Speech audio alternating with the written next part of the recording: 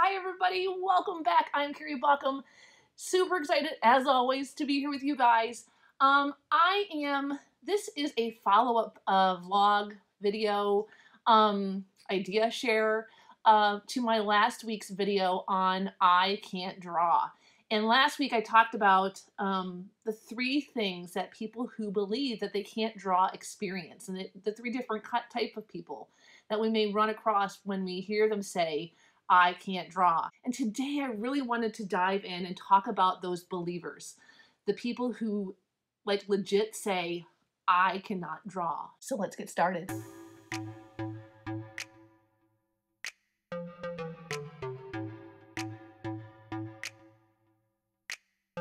Our believers, those people that they think in their head, I'm a terrible artist, I haven't loved to draw since I was a kindergartner. I can't even remember the last time anybody said anything nice about my drawings, or I thought anything nice when I put pen to paper and I decided to draw.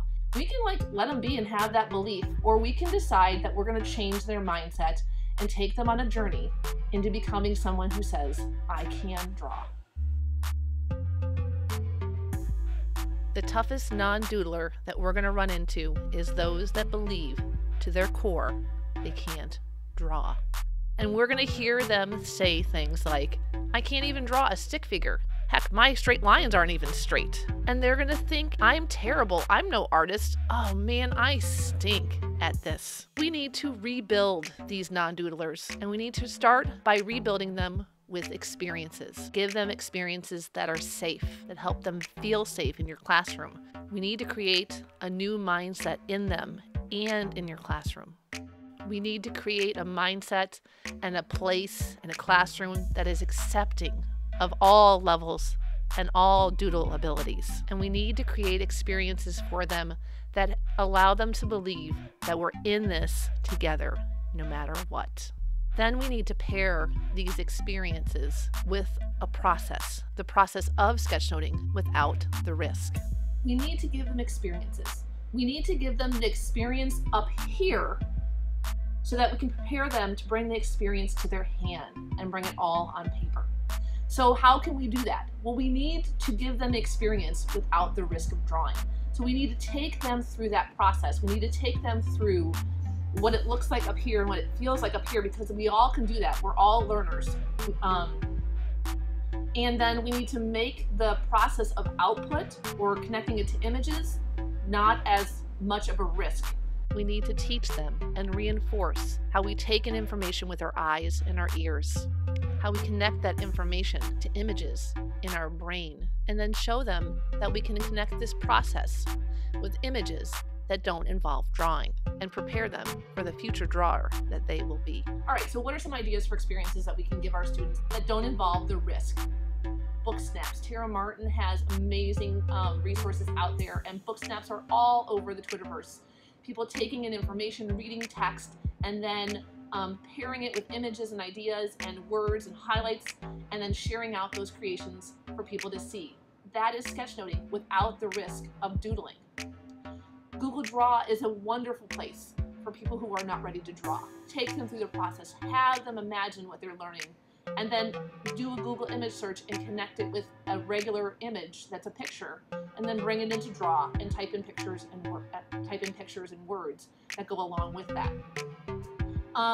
Even just regular sketchnoting on paper can be done without the risk of drawing. Take in information, write down the words or micro summarize the things, and have the students go on to Google, find a picture that represents what they're imagining in their head, print it out, cut it out, and tape and glue it on the sketch note.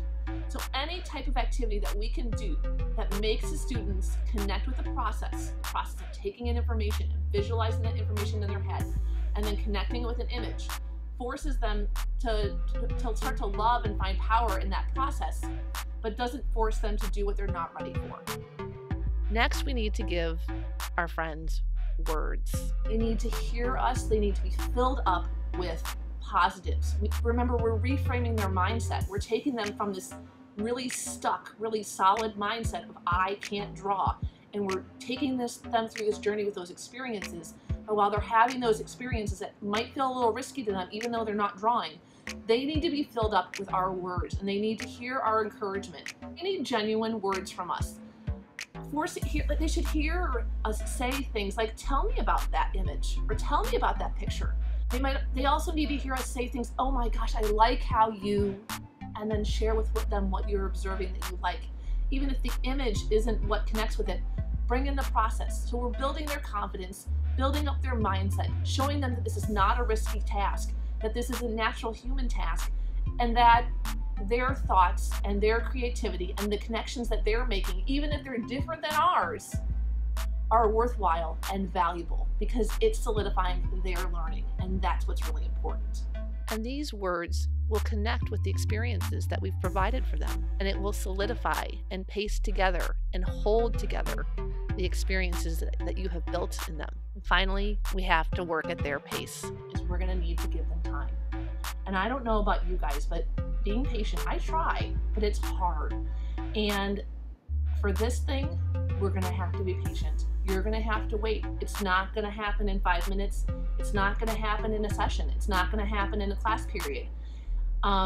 Rebuilding that mindset that's been broken for 10 years, for 20 years in an adult, is going to take time to build up in them, to give fill them up with those experiences, reset that mindset, to fill them up with those words so that they can find that value and that confidence again in taking that risk to put that pen to paper and draw.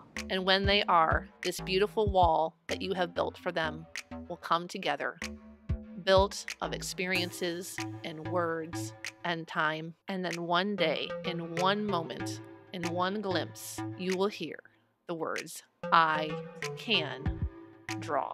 All right, that's it for today. This was so much fun. I love talking to you guys about the power of the doodle, and I love sharing my ideas and my experiences with you guys about how we can bring that into our classroom and help empower adults and students to unlock and unleash this amazing potential that they have inside of them, so that we can enhance their learning and improve their educational experience, right? I would love to hear stories from you guys about how you've handled students who maybe don't believe that they can draw, and I can't wait for the next time that I get to share again with you guys. So until next time, remember, whether it's bringing out the best in your students, learning, creating, or just being you, there are no rules. Later, guys.